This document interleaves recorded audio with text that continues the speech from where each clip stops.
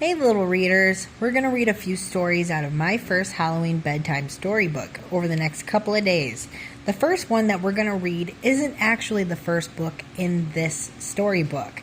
That first story is actually one we've already read on here, which is Mickey and Friends, The Haunted Halloween, which is this one right here. So you can go back into my videos and you can look up that one if you'd like to know the story. But we are going to start with Peter Pan, A Trick for Hook. One evening in Neverland, Wendy realized it was All Hallows Eve. "What's that?" Peter Pan asked. "It's a holiday for spooky things," John said. "We always hollow out a turnip, give it a face, and put a candle inside." "You know," Wendy said, "they say that All Hallows Eve is the night that all the ghosts come out." Peter's eyes widened. "I love ghosts," he cried. "Are they scary ghosts?" Wendy nodded. "That's spooky," Peter said. "Look, I've got goosebumps."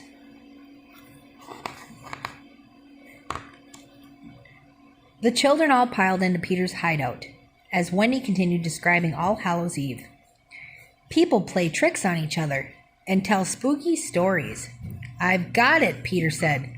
"We'll play an All Hallows Eve trick on Captain Hook." Peter found an old white sheet and a pirate's hat. "There's one thing all pirates fear, and that's the ghost of the old sea dog." "Who's that?" Wendy asked nervously. "He's a legend. He was supposed to have been the wickedest and cruelest of all the pirates. We're going to make Captain Hook think that the ghost of the old sea dog is haunting Neverland," Peter said.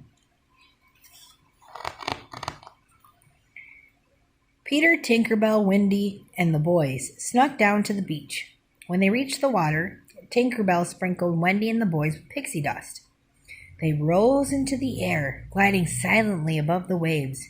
Soon they had reached the Jolly Roger.